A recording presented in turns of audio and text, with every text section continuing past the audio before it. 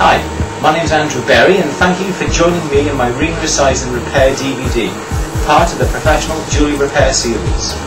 Over the next hour and 20 minutes I'll be discussing repairing and restoring several of my clients' rings using a number of different techniques. Right, this ring here is going to need a half a shank, a new band on it.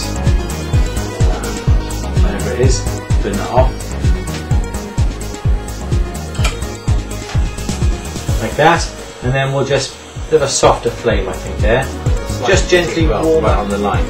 So that's our little mark that we're going to use. Solder bubbling off.